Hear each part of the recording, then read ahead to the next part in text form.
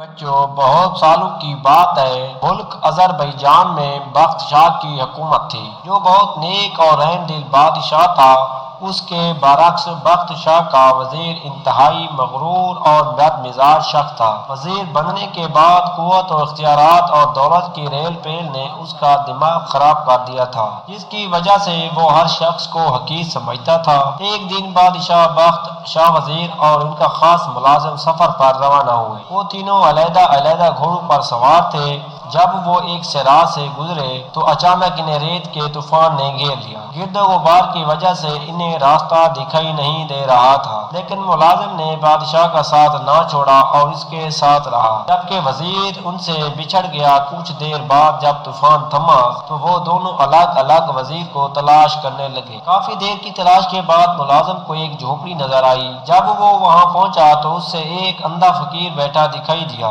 ملازم نے اس سے انتہائی بدتمیزی سے پوچھا، اندھے، کیا تو نے اس طرف سے کسی گھوڑے سوار کے گزرنے کی آواز سنی ہے؟ فقیر نے جواب دیا، نہیں بھائی، مجھے تو کچھ سنائی نہیں دیا۔ ملازم یہ سن کر آگے بڑھ گیا۔ تھوڑی دیر بعد وزیر بھی اپنے ساتھی کو تلاش کرتا ہوا ادھر سے گزرا۔ جھونپڑی دیکھ کر وہ بھی رکا اور اس نے فقیر سے پوچھا، او فقیر، کیا تم نے یہاں سے کسی آدمی کے گزرنے کی آواز سنی ہے؟ اس نے وزیر کو بھی وہی جواب دیا جو ملازم کو دیا تھا۔ وزیر بھی وہاں سے آگے بڑھ گیا۔ کچھ ہی دیر گزری تھی کہ بخت شاہ بھی اسی جھونپڑی کے پاس سے گزرا۔ فقیر کو دیکھ کر گھوڑے سے نیچے اترا، پہلے فقیر کو سلام کیا، اس کے بعد انتہائی ادب سے پوچھا، شاہ صاحب، کیا آپ نے کسی گھوڑے کی آواز سنی ہے؟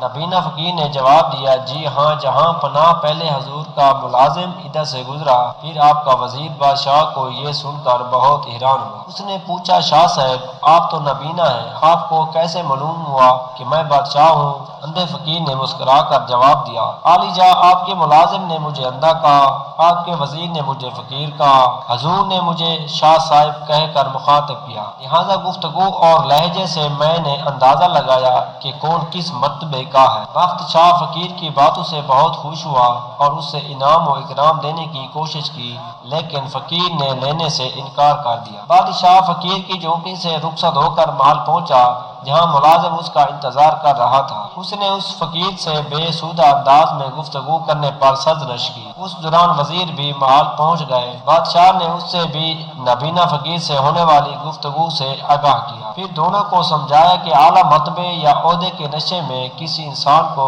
کمتر اور حقیر نہیں سمجھنا چاہیے۔ یہ سب کچھ اللہ تعالیٰ کا دیا ہوا عطیہ ہے، لیکن یاد رکھو، اگر خالق کائنات اگر کسی کو کچھ دیتا ہے تو وہ اس سے واپس لینے کی بھی قدرت رکھتا ہے۔ اگر یہ کہانی آپ کو اچھی لگی ہو تو میرے چینل کو سبسکرائب اور میری ویڈیو کو لائک کر دیجیے گا۔ شکریہ۔